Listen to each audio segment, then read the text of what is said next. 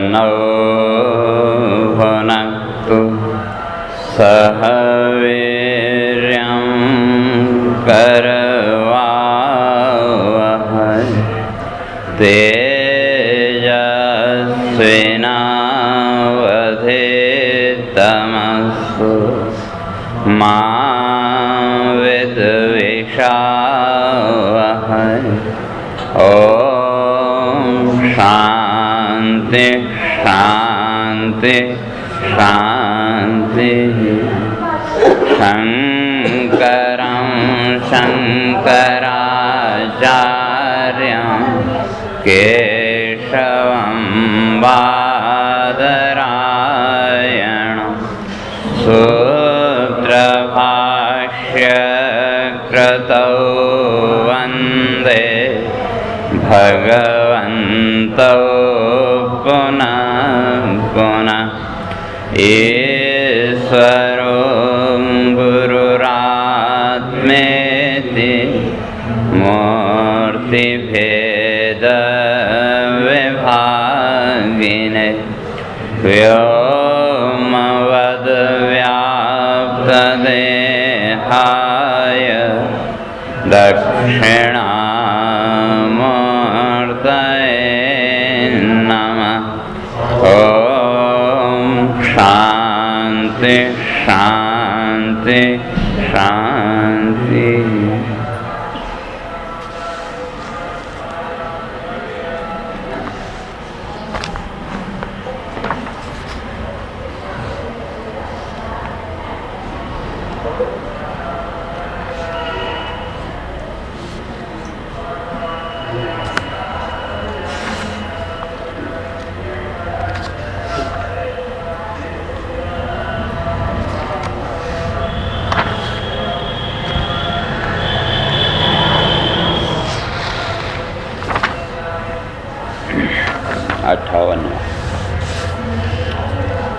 ओम ससुप्तम् आनन्दमयं प्रक्रम्येवं श्रुते जगो एष सर्वेश्वर इति सोऽयं वेदोक्तईश्वर। सर्वज्ञत्वादिके तस्य नैव विप्रतिपद्यताम् श्रोतार्थस्य वितर्क्यत्वान् मायायां सर्वसम्भवात्। अयं यत्सृजते विश्वं तदन्यथैतुं पुमान् न कोऽपि शक्तस्तेनायं सर्वेश्वर इतीरितः। अशेषप्राणिबुद्धीनां वासनास्तत्र संस्थिता ताभि क्रोधीकृतं सर्वं तेन सर्वज्ञैरितः। वासनानां परोक्षत्वात् सर्वज्ञत्वं न हीक्ष्यते। सर्वबुद्धिषु तद्दृष्ट्वा वासनास्वनुमीयताम्।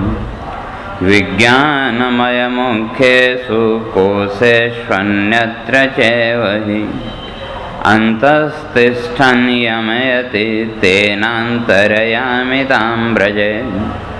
बुद्धौ तिष्ठनान्तरोऽस्य धिया निक्षश्च धीवपुः।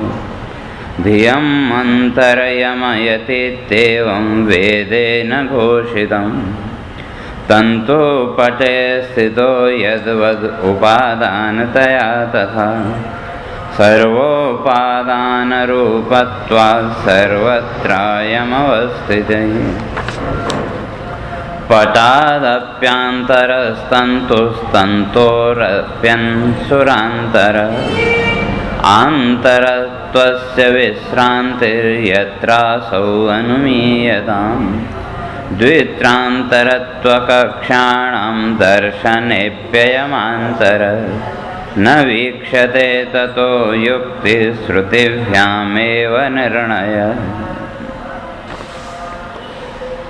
दो विचार चल रहा था कि जो ईश्वर है, ईश्वर किसको हम कहें, तो उसके लिए कह के आए थे कि ये जो मायापति है इसका नाम ईश्वर। और ईश्वर के विषय में सबने अपनी अपनी बात कही। तो इसलिए अंत में निष्कर्ष यही निकला कि भले ही आप किसी भी रूप में मानो, लेकिन इतना निश्चित है कि जो इस सबका जो नियंता है, जो नियामक है, उसका नाम ईश्वर। अब उसे आप विष्णु कहो, गणेश कहो, शिव कहो, जो भी नाम दे लो, अब उसमें कोई वो नहीं। तो तब कहा कि भाई ये जो ईश्वर है ये आया कहाँ से? तो जो जीव ईश्वर का जो भेद है, तो उसके लिए स्पष्ट करके आए थे कि माया भासेन, कि जो माया का आभास आभास है ना, प्रतीति, तो इस माया में बनने वाले जो प्रतिबिंब, तो किस आधार पर? वही तीनों गुणों की शुद्धि और अशुद्धि, तो इस आधार पर दो प्रतिबिंब बने। तो जो शुद्ध आभास से युक्त है उसका नाम ईश्वर, और जो मलिन आभास से युक्त है उसका नाम जीव। और वही कहे तो कल चर्चा करके आए थे कि अंतर्यामी सर्वज्ञ जगद योनि स एव ही। तो वो जो ईश्वर है का उसमें प्रमाण तो का अंतर्यामी, अंतर्यामी भी सबका नियमन करने वाला, सबके अंतर को जानने वाला, और सर्वज्ञ, सब कुछ जानने वाला, प्रवृत्ति निवृत्ति जन्म मृत्यु मोक्ष आदि सब जानने वाला। और कहा जगत योनि, जगत का कारण। जैसे मिट्टी भी है, चाक भी है, सारी चीजें हैं, लेकिन अगर कुम्हार न हो तो घड़ा नहीं बन सकता। तो ये वो कुम्हार क्या हो गया? निमित्त कारण। तो उसी तरह से माया भी है, सब कुछ है, लेकिन अगर वो ईश्वर न हो तो कहते हैं जगत की सृष्टि नहीं हो सकती। इसलिए वो क्या? इसका निमित्त कारण। और आगे स्पष्ट करेंगे कि वैसे तो उपादान कारण, निमित्त कारण और कार्य सब कुछ वही परमात्मा ही, वही चेतन तत्व, उससे अतिरिक्त और कुछ नहीं। तो अब वही कह रहे हैं कि भाई आपने ईश्वर और जीव दोनों को क्या माना? बुद्धि प्रतिबिंबित चेतन, बुद्धि कहो या अंतःकरण कह लो, तो उस अंतःकरण में चेतन का जो प्रतिबिंब बना, तो उसके दर्पण के आधार पर दो भेद हो गए, जीव और ईश्वर। तो कहते हैं कि भाई इसमें प्रमाण क्या है? श्रुति का, शास्त्र का कोई प्रमाण तो होना चाहिए। तो तब उसी को स्पष्ट कर रहे हैं। कहते हैं सौसुप्तम आनंदमयम प्रक्रम एवं श्रुति जगो। कहते हैं जो श्रुति है, शास्त्र है, कौन सी? तो मांडूक्य श्रुति की यहाँ चर्चा कर रहे हैं। तो कहा मांडूक्य श्रुति में इस बात को स्पष्ट किया कि जो सुसुप्ति है वो क्या है? आनंदमय कोश। तो वहाँ से वो शुरू कर रहे हैं। लेकिन वो सुसुप्ति की अवस्था में भी आपको अज्ञान है कि नहीं? आनंद भी है। हम कहते हैं बहुत बढ़िया नींद आई, तो ये जो बढ़ियापना है, या कभी कहते हैं आज तो बहुत आनंद आया, तो ये जो आनंद की अनुभूति या बढ़ियापने की अनुभूति है, ये तो हो रही है। और उसके साथ साथ अविद्या वृत्ति भी है कि नहीं? हम कहते हैं मुझे कुछ पता नहीं लगा, तो ये क्या? अज्ञान की वृत्ति। तो वो जो सुसुप्ति अवस्था है, कहते हैं वो आनंदमय कोश होते हुए भी वहाँ अविद्या तो है, माया तो है। कि वो सुसुप्ति में आप गए, तो सुसुप्ति अवस्था में कैसे आप पहुँचे, कैसे वहाँ वो आनंद आदि की अनुभूति हुई, इसका कुछ पता है? लेकिन और जो सुसुप्ति है, तो जब सुसुप्ति में आप गए तो जागृत और स्वप्न के जितने भी संस्कार थे उन सारे संस्कारों का क्या हुआ? लय हो गया। तो ठीक है, जागृत में तो हम कह सकते हैं नहीं हम ये कर रहे हैं वो कर रहे हैं, और जो स्वप्न है वहाँ मन की प्रधानता। ले जागृत और स्वप्न दोनों में थोड़ा सा अंतर है कि जागृत अवस्था में आप स्वतंत्र और आपका मन परतंत्र। भले उसको स्वतंत्र कर दें वो बात अलग है, लेकिन वास्तव में मन परतंत्र। और जब स्वप्न में आप गए तो स्वप्न में ठीक उल्टा, आपका मन स्वतंत्र और आप परतंत्र।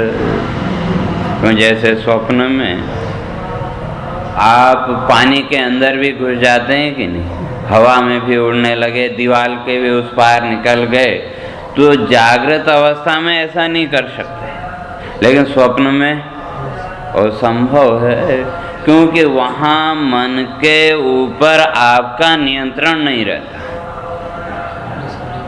और जागृत में मन पर नियंत्रण है। तो कहे जागृत और स्वप्न, इन दोनों को लेकर के अगर विचार करें तो जागृत में हम कह सकते हैं हम नियंता हैं। जो भी जागृत की संपूर्ण प्रक्रिया है उसका नियंत्रण किसके हाथ में? कहीं न कहीं हमारे हाथ में। और स्वप्न के जितने भी दृश्य हैं वो उस मन के अंदर अधीन, लेकिन वहाँ भी संस्कार तो हैं। लेकिन सुसुप्ति में तो कोई नहीं है, जागृत का भी नहीं, स्वप्न का भी नहीं, लेकिन फिर भी ये सुसुप्ति का कोई न कोई नियंता है कि नहीं? क्यों जब कोई संस्कार नहीं रहे, सबका लय हो गया, तो कहा उस सुसुप्ति में जाने के बाद फिर आपको जागृत में नहीं आना चाहिए था, लेकिन फिर भी जागृत में आते हैं कि नहीं एक निश्चित समय के बाद। तो उतनी देर तक उस सुसुप्ति अवस्था का जो नियंत्रण कर रहा है वो कौन? कोई न कोई तो है। जागृत में हम कह सकते हैं हम हैं, और स्वप्न को लेकर के हम कह सकते हैं संस्कार या वो जो मन है, संस्कारों से युक्त जो मन वो। लेकिन जो सुसुप्ति है उसमें तो कोई न कोई तो है। तो वही कहते हैं कि वे सौसुप्तम आनंदमय। तो वो जो सुसुप्ति अवस्था में आनंदमय को, और सुसुप्ति अवस्था में जो स्थिति है वो कैसी है जीव की? तो कहते हैं प्रज्ञान घन। सुसुप्ति अवस्था में जो अवस्था है वो प्रज्ञान घन, तो ज्ञान से युक्त। तो कैसा ज्ञान? का घनीभूत। जैसे पहले करके आए ना, कह के आए थे कि जागृत सोने के लिए जब बिस्तरे में गए, जागृत के सारे संस्कार क्या हुए? कंप्रेस। और उसी तरह से स्वप्न के जो संस्कार थे वो भी कंप्रेस होते गए। तो उसी तरह से घन माने सॉलिड। तो प्रज्ञान घन, तो ज्ञान से पूर्ण, तो ज्ञान की अवस्था एक तरह से। क्योंकि जो सुसुप्ति है, तो ये जो वर्तमान जागृत की सुसुप्ति, तो इसी तरह से जो जीवन मुक्ति की अवस्था है उसको भी सुसुप्ति जैसा ही मान, कि जैसे सुसुप्ति अवस्था में आप इन सारे शरीर के बंधनों से ऊपर उठे कि नहीं, जागृत के शरीर बंधन से भी मुक्त हो गए, स्वप्न का जो शरीर बंधन था उससे भी कहीं न कहीं मुक्त हुए, लेकिन कारण शरीर वहाँ है। और जो ज्ञानी है उसके लिए वहाँ स्पष्ट किया, अस्मान् शरीरात् समुत्थाय परम ज्योतिरुपसंपद्य स्वेन रूपेण अभिनिष्पद्यते। वो जो सुसुप्ति अवस्था है, तो उस अवस्था की जो स्थिति है वो कहीं न कहीं कैसी है? कहते हैं परम ज्योति रूप संपद्य। वो जो परम ज्योति है, कौन सी? आत्म ज्योति। उस आत्म ज्योति के साथ एकीभूत होकर के क्या करता है? स्वेन रूपेण अभिनिष्पद्यते, स्वस्वरूप में स्थित हो। लेकिन ज्ञानी और अज्ञानी दोनों में थोड़ा सा अंतर है कि जो जीवन मुक्त महापुरुष हैं या जो ज्ञानी हैं, वो अपने ज्ञान के बल पर उस अवस्था तक पहुँचे, सुसुप्ति जैसी अवस्था तक। और जो सामान्य व्यक्ति है वो प्रकृति के अधीन। हमारी जो भी सुसुप्ति तक जाने की प्रक्रिया है वो क्या है? प्रकृति के अधीन। लेकिन स्थिति तो वैसी, पर अंतर इतना ही है कि यहाँ योग माया का आवरण है, या यूँ कहें कि माया का आवरण है। तो ज्ञान स्वरूपता होते हुए भी उस ज्ञान का पूर्ण बोध नहीं होता। तो इसलिए कहते हैं वो जो सुसुप्ति अवस्था है वहाँ भी वो जो आनंदमय कोश है वो भी क्या है? माया से परिच्छिन्न, ढका हुआ। और ये हमेशा तो रहती नहीं, निरंतर जागृत स्वप्न सुषुप्ति, फिर सुषुप्ति स्वप्न जागृत, यह क्रम चलता रहता है। तो वो कहते हैं कि वहाँ वो सुषुप्ति अवस्था में जो इसका नियंत्रण करने वाला है, वहाँ जो आपको आनंद की अनुभूति हो रही है सुषुप्ति अवस्था में, तो वो आनंद की अनुभूति भी क्या कहते हैं? वो भी प्रतिबिंब। क्यों? माया का पर्दा तो वहाँ भी है, माया का आवरण तो वहाँ भी है। क्यों? यदि माया का आवरण न हो तो कहते हैं पूर्ण ज्ञान हो जाना चाहिए था और सब मुक्त हो जाते। एक बार सुसुप्ति में जाने के बाद फिर संसार के बंधनों में नहीं फंसना चाहे तो भले ही आँख खुल जाए कुछ, लेकिन संसार के बंधन नहीं आने चाहे, लेकिन आते हैं। तो वो जो सुसुप्ति के जो संस्कार, जितने भी संस्कार हैं, जितनी भी देर आप सुसुप्ति में रहे, तो उस सुसुप्ति अवस्था को जिसने नियंत्रित किया तो कहते हैं एष सर्वेश्वर, वही सर्वेश्वर। क्यों? सुसुप्ति अवस्था में जागृत के भी संस्कार हैं और स्वप्न के, पहले जैसे स्पष्ट करके आए थे कि सुसुप्ति में जब गए तो वो संस्कारों को अपने साथ लेके गए कि नहीं। जैसे आप यहाँ आए हरिद्वार, तो जितने दिन यहाँ रहे तो घर परिवार के जितने भी झगड़े झंझट थे उनसे मुक्त रहे कि नहीं? मुक्त रहे। तो एक तरह से वो छूट गया कि नहीं? लेकिन फिर जैसे ही वापस घर गए तो फिर वही सब सामने आ गया कि नहीं? तो ये कहाँ से आया? वही संस्कारों से। और उन सारे संस्कारों को आप जानते हैं कि नहीं? तो इसी तरह से वो जो सुसुप्ति अवस्था में जो उन जागृत के संस्कारों को भी देख रहा है और स्वप्न के संस्कारों को भी देख रहा है, देख तो रहे हैं। तो बिना उसके आप स्वप्न का जो आनंद है, स्वप्न का जो सुख है, उसकी तुलना नहीं कर सकते। तुलना हम कर रहे हैं कि आज तो बहुत बढ़िया नींद आई, या कभी कहते हैं आज तो नींद अच्छी नहीं आई। दोनों शब्दों का हम प्रयोग करते हैं। तो जब हम कह रहे हैं कि आज तो बहुत बढ़िया नींद आई, तो वो जो बढ़िया पने का हमने विश्लेषण किया वो कब किया? जागृत में या सुसुप्ति में? विश्लेषण सुसुप्ति में ही कर रहे हैं। लेकिन है क्या कि अज्ञान की वृत्ति इतनी ज़्यादा है कि उसका पता नहीं लगता। लेकिन ये जो विश्लेषण आपने किया संस्कारों के आधार पर या बिना संस्कारों के? संस्कारों के आधार पर। तो जो जागृत का सुख या स्वप्न का सुख या इससे पूर्व में जो भी सुसुप्ति का आपको सुख मिला, वो सब संस्कारों का नियंता वहाँ कौन है? जो उन सबको देख रहा है। तो कोई न कोई तो है। तो कहते हैं जो वो देख रहा है, जो इन सब का नियंता सुसुप्ति में भी है, उसका नाम ईश्वर। अब उसे चाहे आत्मा कहो, चाहे मैं कह लो, चाहे कुछ भी। तो ये कहते हैं एस सर्वेश्वर इति, कहते हैं इसी का नाम सर्वेश्वर। और स्वयं वेदोक्त ईश्वर, वेदों के द्वारा जो प्रतिपादित ईश्वर कहते हैं यही है कि जो संपूर्ण संस्कारों का जो नियंता है निष्कपट रूप से, वही क्या है? वेद प्रतिपाद्य ईश्वर।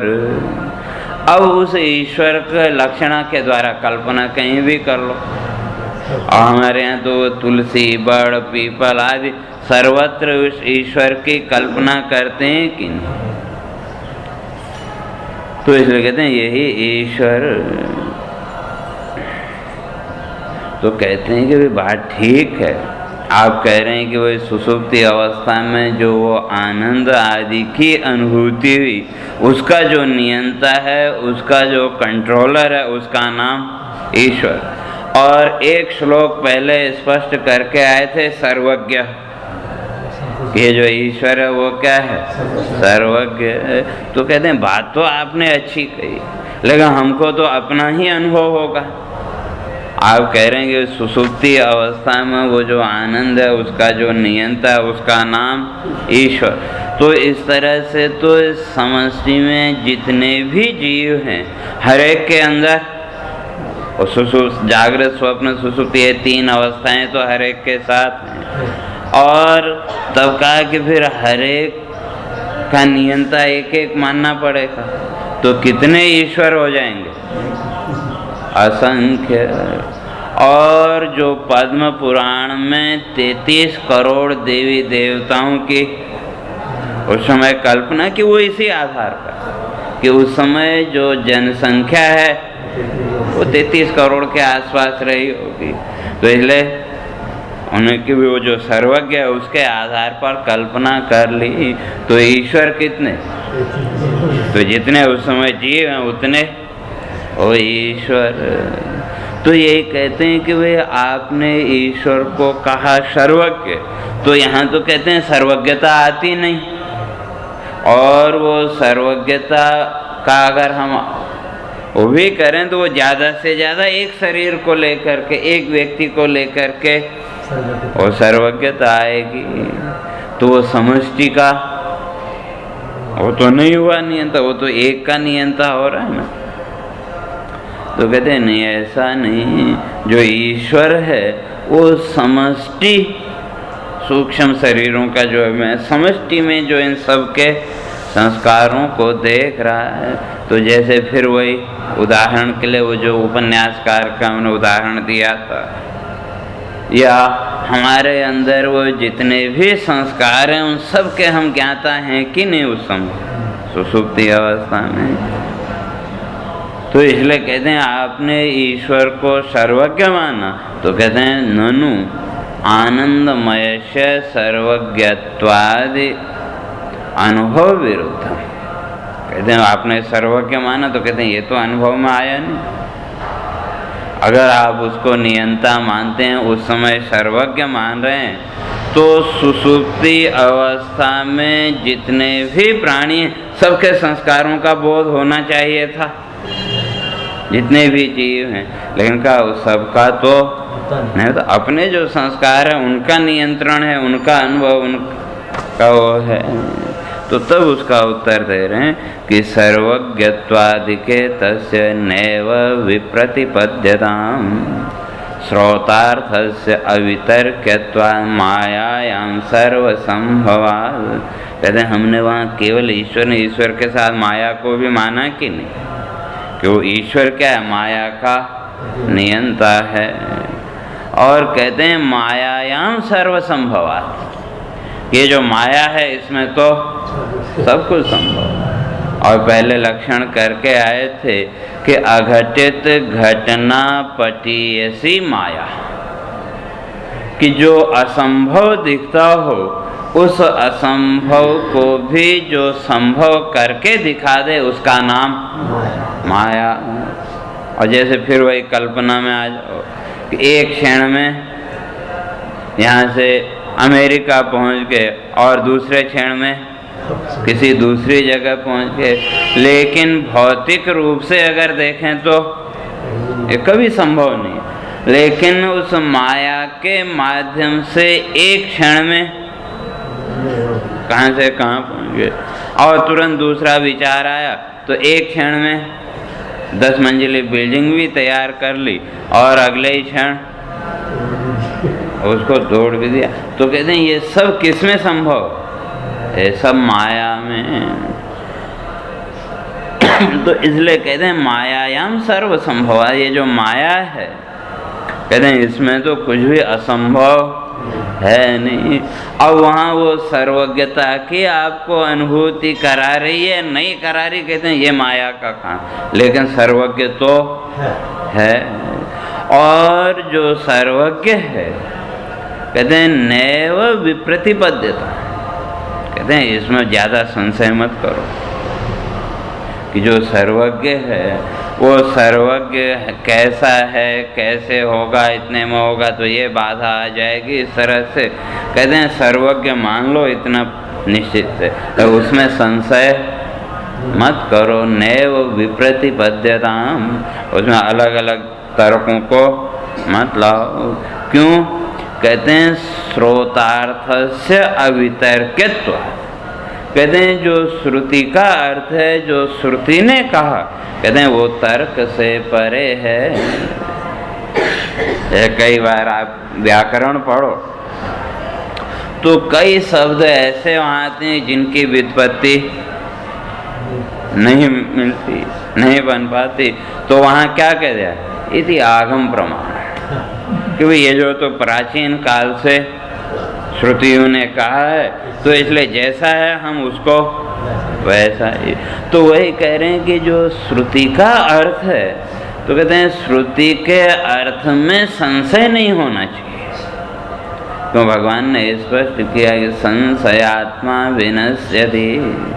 एक बार संदेह आ गया तो फिर हर एक घटना आपके उस संदेह को ही पुष्ट करेगी, चाहे वो घटना अच्छी हो या बुरी हो। आप लोगों को अनुभव होगा जब किसी व्यक्ति पर या किसी पर हमको संदेह हो जाए, तो चाहे वो अच्छा भी कर रहा हो तब भी उसके प्रति वो संदेह प्रबल होता जाता है कि नहीं? उसमें से भी हम वो निकालते हैं, दोष निकालते हैं, अवगुण निकालते हैं।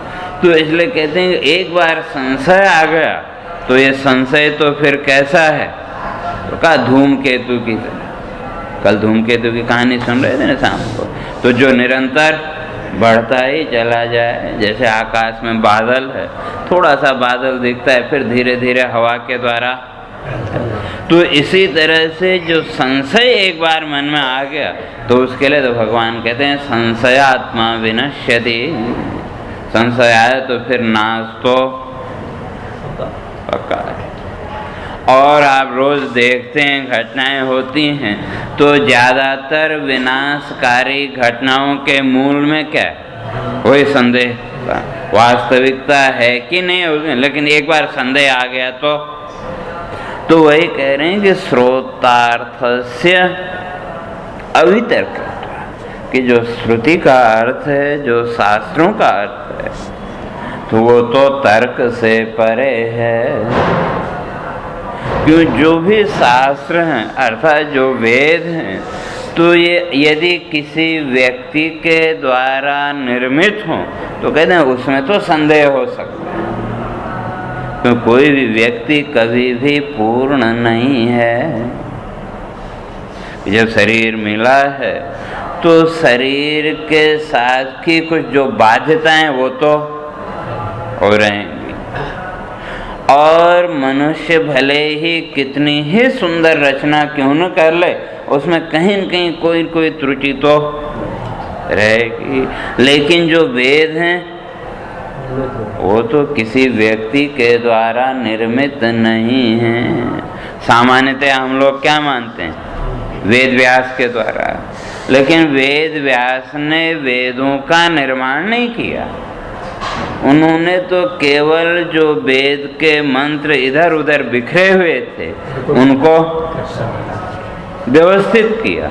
जो कर्म परक मंत्र थे उनको एक तरफ कर दिया और जो उपासना के मंत्र थे उन सबको एक साथ रख दिया क्रम से, और जो ज्ञान के मंत्र थे उनको क्रमबद्ध तरीके से। तो वेद व्यास ने तो केवल एक व्यवस्था उसकी बनाई। तो ये वेद क्या है? कहते हैं अस्य महतो निःश्वसितस्य वेदा। कहते हैं जैसे आपका श्वास प्रश्वास चलता है सहज रूप से, तो उसी तरह से ये जो वेद हैं ये भी क्या है? उस परम सत्ता के श्वास प्रश्वास मात्र, और उनको लिपिबद्ध महर्षि व्यास ने किया। तो इसलिए किसी व्यक्ति के द्वारा ये निर्मित नहीं है। तो इसलिए कहते हैं जब व्यक्ति के द्वारा निर्मित है ही नहीं, वो जो परम सत्ता है उसका श्वास प्रश्वास है, तो कहते हैं उसमें किसी प्रकार के संदेह का अवसर नहीं है कि जैसे श्वास प्रश्वास जो चल रही है तो किसकी श्वास कैसे चल रही है कभी प्रश्न उठा क्या? हाँ, वो मरने वाला हो तो भले वहाँ देखते हैं कि भाई श्वास बराबर चल रही है कि नहीं चल रही है, लेकिन कैसे चल रही है क्या हो रहा है वो कभी उस पर तर्क नहीं करते।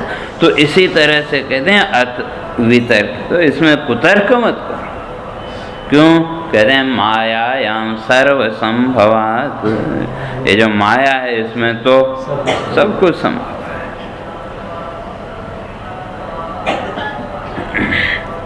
तो इसलिए कहते हैं कि भाई फिर ये जो सर्वज्ञ आपने कहा इसकी सिद्धि कैसे होगी, तो उसको आगे स्पष्ट कर रहे हैं।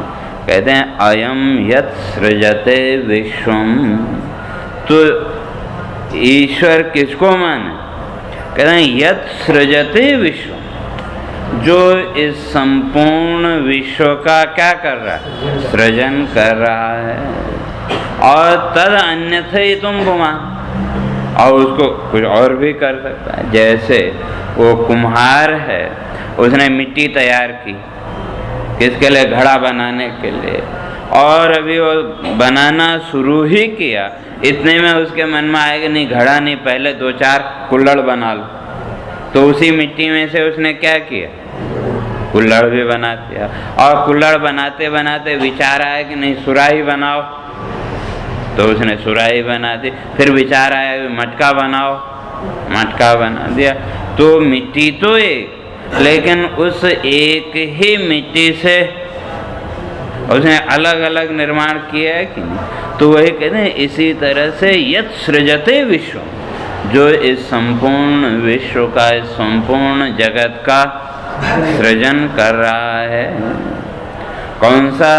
तो कहते हैं ये जो पहले कह के आए थे ना, ये कोष आनंदमय आदि को, और जागृत स्वप्न सुषुप्ति। संसार कितना है? यही तो है, जागृत स्वप्न और सुषुप्ति। तो जागृत अवस्था का जो संसार उसे स्वप्न में नहीं ले जा सकते, और स्वप्न का जो संसार है उसको सुषुप्ति में नहीं ले जा सकते, और सुषुप्ति के संसार को जागृत में नहीं ला सकते। तो ये तीनों जो संसार हैं, जागृत स्वप्न और सुषुप्ति, तो जो इसका सृजन करने वाला है। और सृजन आया कहाँ से, हुआ कहाँ से? तो जागृत का ये जितना भी जगत है, तो जब सुबह आँख खुली तो इसका हमने निर्माण किया क्या? भौतिक रूप से तो वो जैसा है वो वैसा है, लेकिन संस्कारों के द्वारा हमने क्या किया? एक विश्व का निर्माण, एक जगत का निर्माण।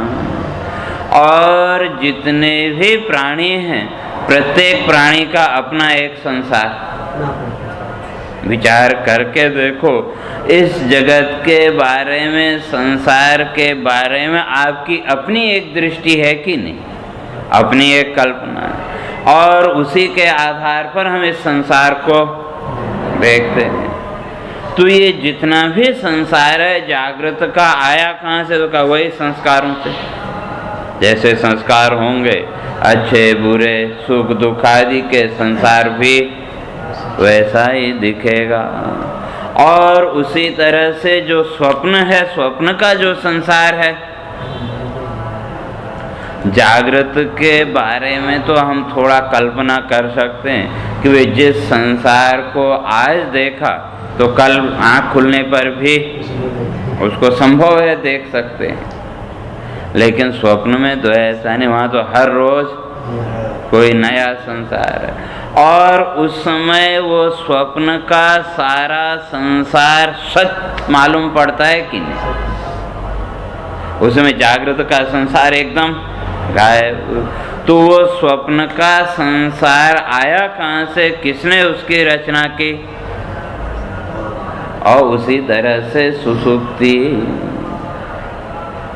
तो इसलिए मंत्र कहता है कि जागृत स्वप्न सुषुप्त्यादि प्रपंचम यत् प्रकाश। ये तो प्रपंच है तीनों, जागृत स्वप्न और सुषुप्ति। इन तीनों का जो प्रकाशक है, जागृत का भी बोध कब होगा? जब स्व का बोध होगा। और उसी तरह से स्वप्न का जो ज्ञान है वो भी बिना स्व के ज्ञान के हो नहीं सकता। और सुषुप्ति का जो ज्ञान है वो भी स्व के बोध के बिना हो नहीं सकता। तो ये कहते हैं यस् सृजते विश्व, जो इन तीनों संसारों की रचना कर रहा है, जगत की रचना कर रहा है। और उसी तरह से इस ब्रह्मांड को भी देख लो। तो कहते हैं तद ईश्वर, उसको क्या मानो? ईश्वर। और वो कौन है? वो आप ही हैं कि कोई दूसरा है? कोई, अब कुछ न कुछ तो है, लेकिन उसी को हम क्या कहते हैं? मैं। तो वो कहते हैं अयम यत् सृजते विश्व, तो इसकी रचना भी की। और कहते हैं जरूरी नहीं, केनापि अन्यथा कर तुम शक्य थे, कहते हैं इसको किसी और रूप में भी दिखा सकता। तो जगत के रूप में जो जागृत का वर्तमान का जगत है, उसको दूसरे रूप में भी दिखा सकता है।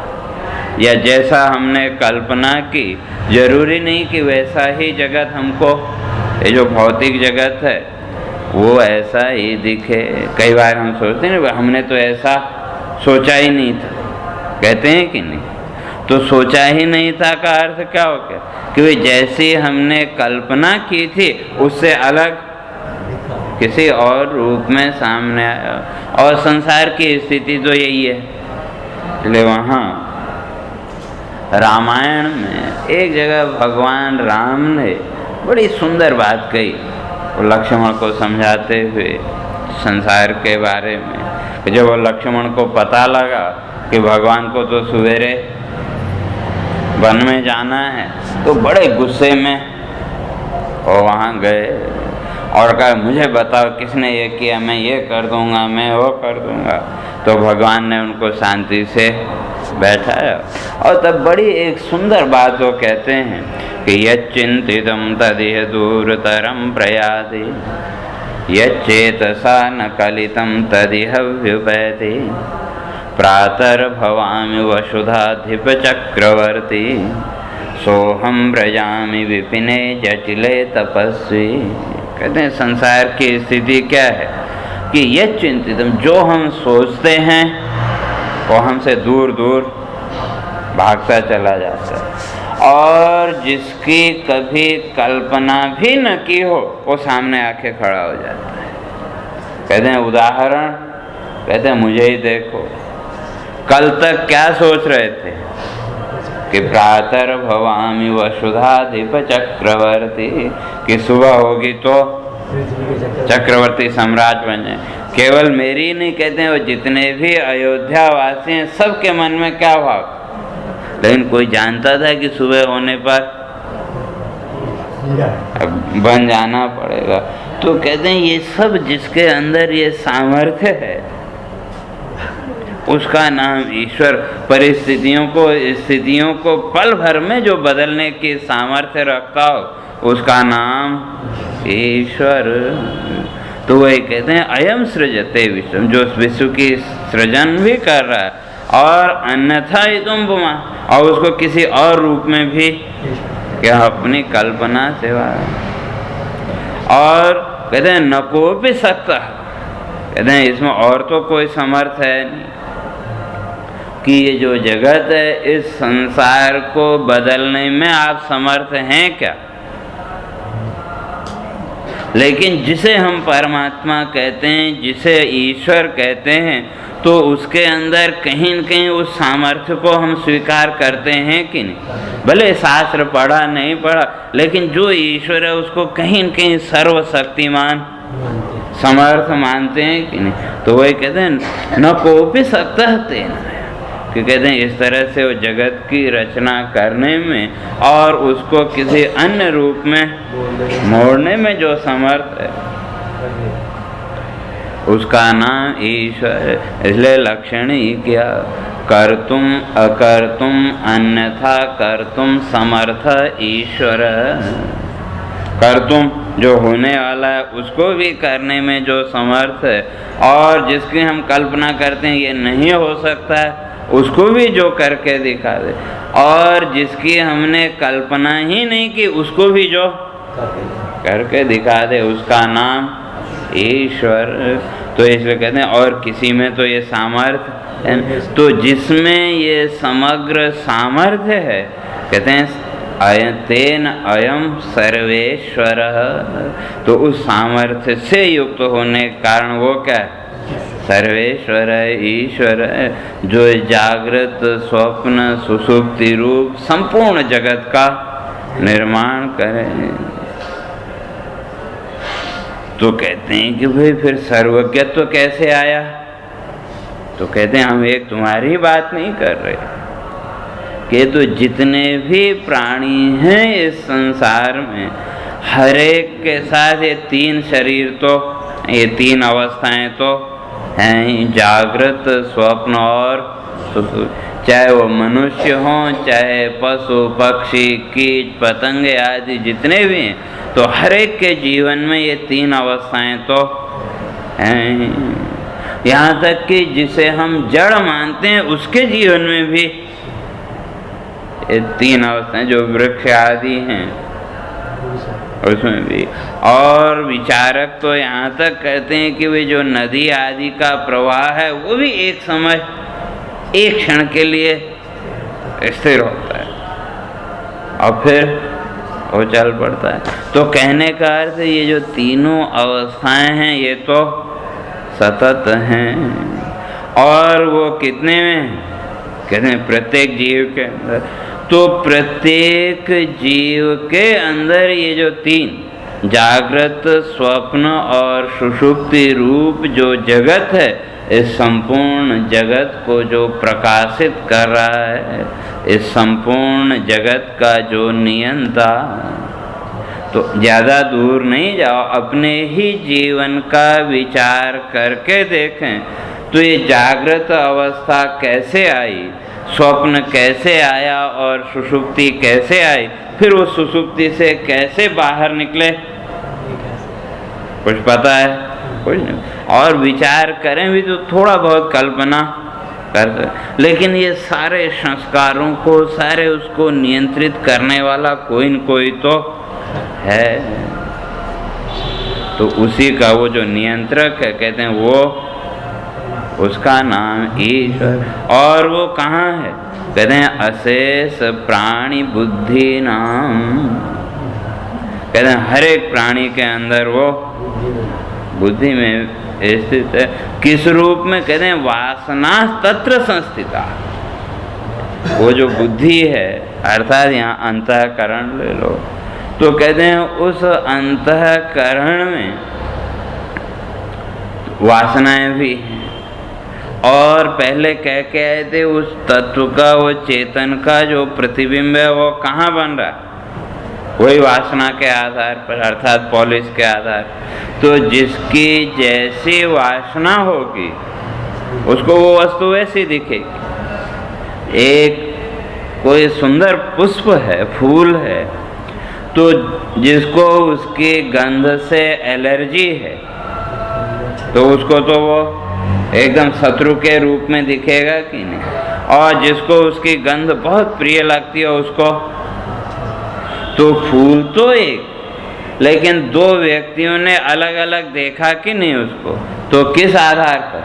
वही अंदर जैसे संस्कार हैं, और संस्कार कहो या वासना कहो, तो इसलिए स्पष्ट किया जो ईश्वर की सृष्टि है, ईश्वर सृष्टि तो सबके लिए समान है, उसमें कोई भेद नहीं है।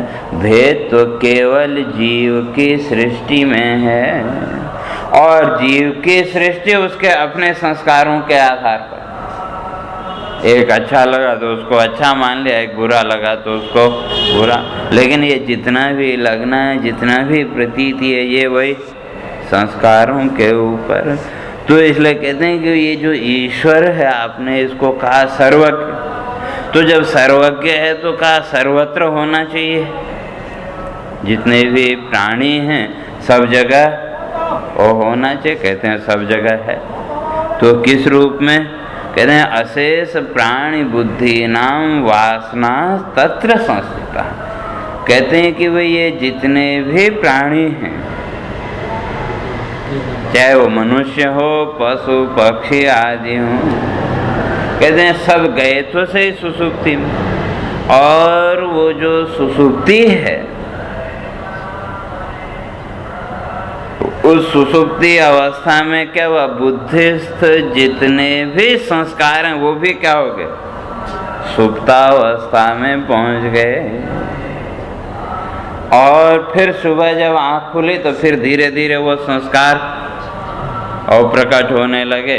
तो उन संस्कारों ने हमको बोध कराया कि भाई ये अपना है, ये पराया है, कि हम अपने घर में हैं कि कहीं अन्यत्र हैं। ये सब किससे पता लगा? वही अंदर संचित जो संस्कार। और वहाँ प्रकाश किसका पड़ रहा? वही चेतन का, प्रतिबिंब उसी का। और उन संस्कारों के आधार पर हमने क्या माना? उस प्रतिबिंब को क्या मान लिया? मैं। और प्रतिबिंब बना संस्कारों के आधार पर, उन संस्कारों से, वासनाओं से युक्त, और उसी के अनुसार हमने अपने को भी मान लिया कि भाई मैं स्त्री हूँ, मैं पुरुष हूँ, मैं सुखी हूँ, मैं दुखी हूँ। तो वही कहते हैं ताभि क्रोडीकृतम सर्व। तो इसलिए वो जो प्रकाश पड़ा तो उसने क्या किया? आपके अंतःकरण में स्थित जो संस्कार, जो वासनाएं, उनको प्रकाशित किया, उनको विषय किया। और हमने उसी पर्दे में उस प्रकाश को देखा, जो आत्म प्रकाश है, स्व का जो प्रकाश है, उस प्रकाश को हमने उन्हीं पर्दों से संश्लिष्ट देखा और वैसा ही मान लिया। तो इसलिए कहते हैं कि वो सर्वत्र वो व्याप्त है। किस रूप में? वही वासना, जैसी वासना हो उसके आधार पर वो प्रतिबिंब। और वो संपूर्ण वासनाओं को, संपूर्ण संस्कारों को नियंत्रित भी कर रहा है कि नहीं? तो उसके प्रकाश के बिना तो ये अभिव्यक्त हो नहीं सकती।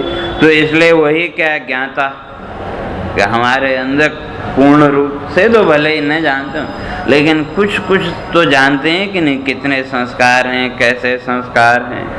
हम तो स्वयं अपने बारे में कुछ तो जानते ही हैं। तो कहते हैं कि इसी तरह से वो जो प्रकाश है उसने सबको प्रकाशित किया, तो सबका प्रकाशक होने के कारण वो क्या हो गया? सर्वज्ञ, सबका ज्ञाता भी हो गया। तो ये कहते हैं तेन सर्वज्ञ ईरिता। तो इस समष्टि में, इस संसार में जितने भी प्राणी हैं, कहते हैं हर एक के अंदर अपने अपने अनुसार वो वासना है और उस वासना के आधार पर वो जगत को देख, लेकिन उसका जो नियंता, उन सबको जो जानने वाला है, उसका नाम ईश्वर। तो कहते हैं चलो भी बड़ी अच्छी बात आपने की, ठीक है, आप कहते हैं कि सर्वज्ञ है, तो कहा चलो हम भी मान लेते हैं, लेकिन अनुभव तो होना चाहिए। केवल कह दो तो कहते हैं इतने से तो काम नहीं चलेगा, उस सर्वज्ञता का अनुभव तो होना चाहिए। कहते हैं संसार में इतने प्राणी हैं, चलो ठीक है, कहा मुझे नहीं हुआ कोई बात नहीं है, दूसरे को होना, तो किसी न किसी को तो सर्वज्ञता का बोध होना चाहिए। तो कोई न कोई तो उस स्थिति में होना चाहिए कि सर्वज्ञ बन जाए। इसलिए तो उसी को स्पष्ट कर रहे हैं, भाई है तो सर्वज्ञ, उसमें तो कोई संदेह है ही नहीं। लेकिन हुआ क्या, तो ये कहते हैं वासनानां परोक्षत्वात् सर्वज्ञत्वं न हि ईक्षते सर्वबुद्धिषु तद्दृष्ट्वा वासनासु अनुमीयताम्। तो जो हरेक प्राणी है, कहते हैं उसकी स्थिति क्या है, तो पहले कह के आए थे कि है तो सर्वज्ञ। अब चाहे जीव कहो, ईश्वर कहो, ब्रह्म कहो, तात्विक दृष्टि से कोई भेद नहीं। तो लेकिन क्या हुआ, कहते हैं सर्वज्ञता का बोध न होने का कारण, कहते हैं वासनानां परोक्षत्व, जो ये वासनाएं हैं, ये जो आकांक्षाएं, इन्होंने क्या किया, उसको ढक दिया। परोक्षत्वात्, तो इन वासनाओं के द्वारा वो जो स्वस्वरूप का, सर्वज्ञता का जो बोध था, वो ढक गया। और ढकने के कारण कहते हैं सर्वज्ञत्वं न हि ईक्षते, तो सर्वज्ञता को हम देख नहीं पाते, उसका ईक्षण नहीं कर पाते। और देखते हैं तो कैसे, कहते हैं सर्वबुद्धिषु तद्दृष्ट्वा। तो बुद्धि में भी हमने क्या देखा, देखा तो उसी प्रकाश को, आत्म प्रकाश को, लेकिन उन संस्कारों से युक्त, जैसे पहले भी स्पष्ट किया था, कोई 4 रंग बिरंगे पर्दे आप रखो और उसके पीछे एक 100 वाट का बल्ब जला दो, तो इस पार जो रोशनी आएगी वो कैसी आएगी, उन पर्दों से छन के आएगी।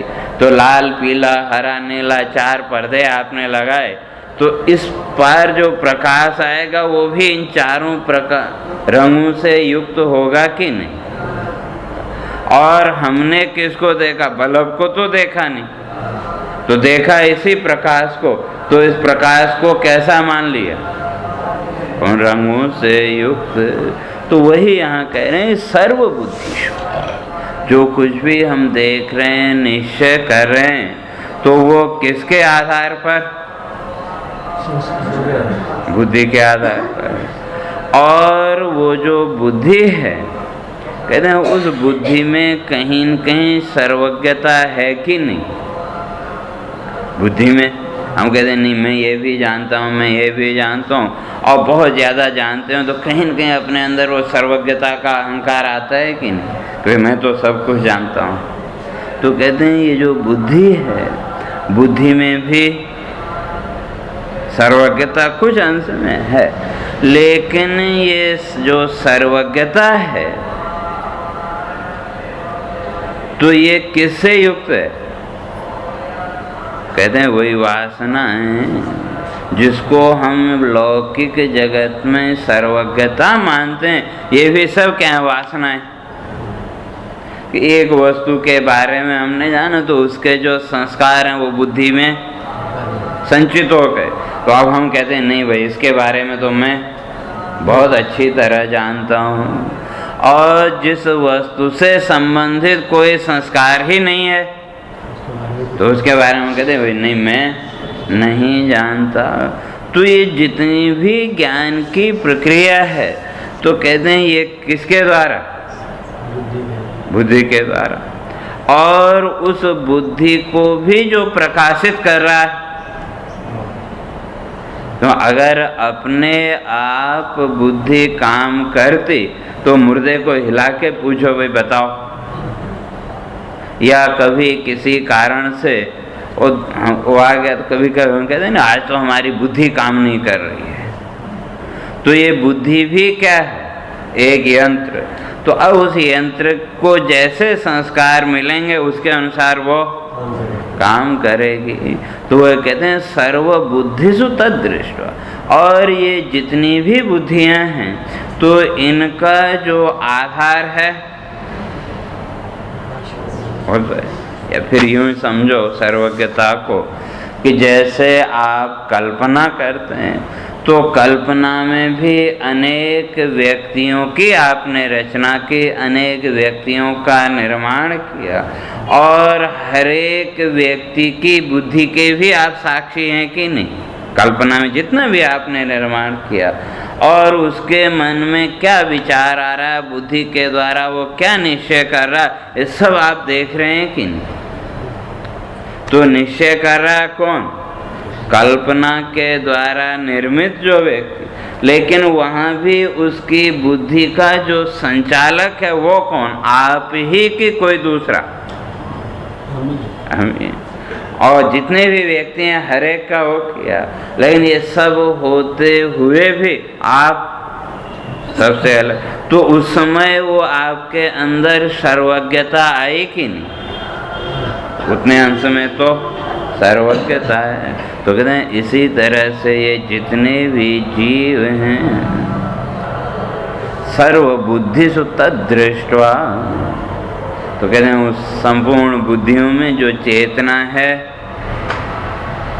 वो तो उसी चेतन की वासनाशु अन्मीयता, लेकिन अपने अपने वासना के आधार पर कहते हैं हम उसका अलग अलग ढंग से अनुमान कर लेते हैं। तो किसी ने कृष्ण के रूप में ईश्वर को देखा, किसी ने शिव के रूप में देखा, ये सब किसके कारण? तो कहते हैं वही बुद्धि के कारण। तो फिर कहते हैं कि भाई ठीक है, लेकिन इसका अंतर्यामित्व तो अभी कहाँ सिद्ध हुआ? आपने ईश्वर को क्या कहा?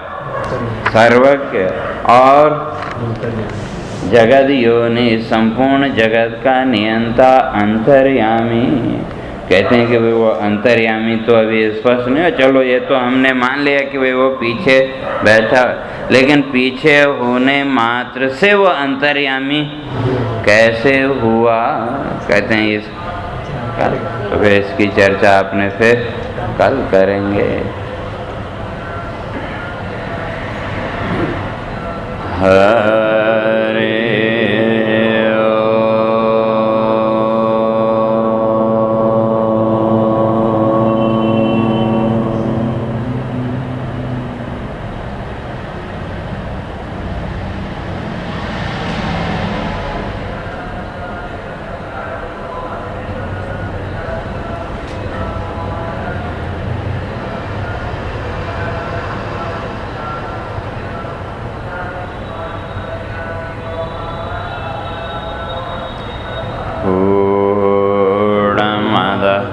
पूर्णमिदं पूर्णात् पूर्णमुदच्यते